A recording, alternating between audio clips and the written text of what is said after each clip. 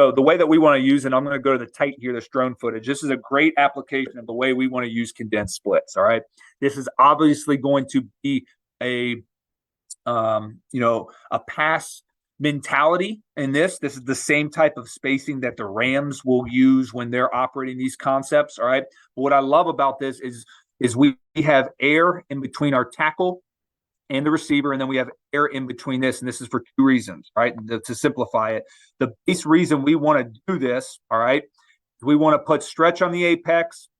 We want to space this out so we don't ignite a stack check, all right? Stack checks, there are ways to properly attack stack checks, but what we want to do is we want to keep them, if they're a zone team, we want to keep them in zone, all right? So the way that we'll condense our splits is very particular to having air between the formation, putting stress on the apex, and then air between that, so we are not going to alert a stack check. And you'll see to the right of the screen over here, all we're going to do is run our condensed version of a fade flat, right?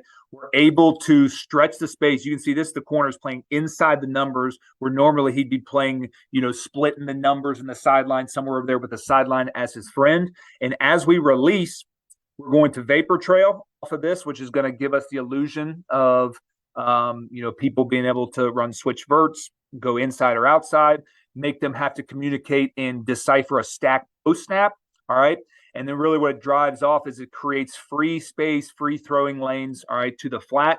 We also have ways to attack vertically. We have ways to utilize this for, RPO deals where we want to make an apex declare. And all we're going to do is run a day one install of fade flat. We're going to condense it, get the type of defensive coverage check that we're looking for. And really this pre-snap look is exactly what we're trying to achieve, where we get the zone triangle. We create a vapor trail. All right. We're running a very basic concept out of a different take. And it's going to get us a nice, easy pitch and catch here. That's going to get us a first down on, a simple high-low read. All right, let's keep it rolling here. Same principle. All right, condensed set. All right, air between the tackle and our receivers, and air between the alignment of the receivers. And we're going to run a very similar concept. We're going to get a high-low to the boundary. All right, we're going to have a progression coming back. We're reading the high-low. They do a good job of getting a 3/2. Then we have a way to then answer it in a similar process as you would with basic 95 Y cross, different route combination, but we have really good spacing. We have the coverage structure that we want. We have man and zone answers within this progression.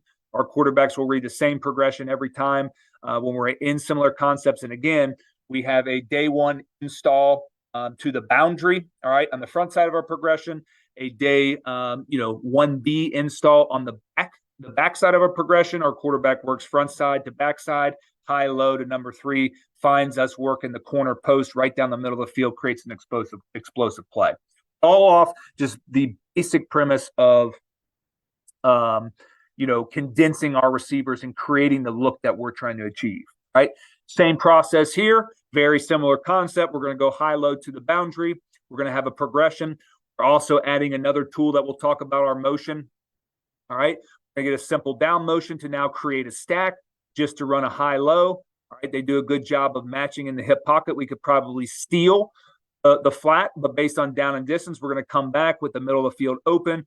We're going to attack the space that's been voided by the formation distortion, a tool that we're using, the condensed split. And as you can see back to the field, we want to err on the side of width back to the field just to create all of this stretch away from apex players. It's now widened the safety, right? We're going to do the same progression that we'll do on day one of high-low read to the front side of the progression back to 3 and 4. So if you can imagine this in the same type of landmark, same progression as Y cross, we're exploiting that space, getting the look that we want. It's clearing up the picture for our quarterback to operate the concept that we'll teach on day one.